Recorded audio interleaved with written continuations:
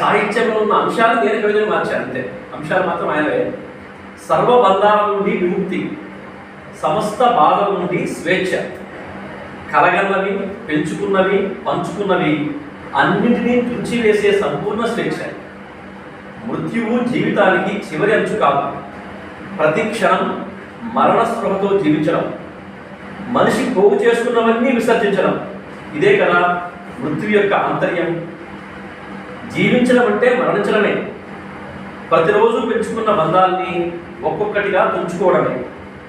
జీవించి ఉండగానే బంధాలని వదలగలిగితే మృత్యువు తర్వాత అదే కదా జరిగేది.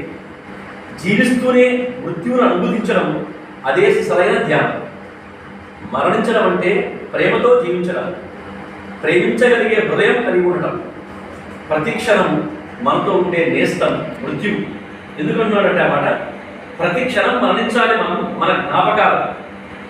మరుక్షణం జననం, మరణ తిరిగి ప్రేమించడానికి.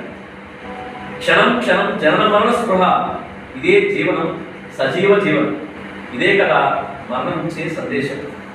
సో ఇది నేను కవితగా మార్చి రాసుకోవడానికి కారణం, 2 మరణాలని దగ్గర నుంచి చూశాను.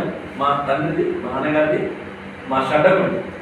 సో వాళ్ళ మరణాల్లో వాళ్ళ యొక్క బాధ వేదన అంతా దీంతో కంపేర్ చేసుకుంటే నాకు ఇది ఉత్సవంగా అనిపించింది. అంటే ఓకే, ఒక జీవి తన అంతిమయాత్రను కొనసాగిస్తూ వెళ్ళిపోతున్నాడు అంటే ఇది భారమైనటువంటిదే, కానీ దాన్ని అర్థం చేసుకొని జీర్ణం చేసుకుంటే కొద్దిగా తేలిగ్గా అనిపిస్తుంది మనసు. అంతగా భయపడాల్సిన అవసరం లేదన్న విషయం. సో అలాగే సార్ చక్కగా దాని గురించి ఎక్స్ప్లెయిన్ చేశారు.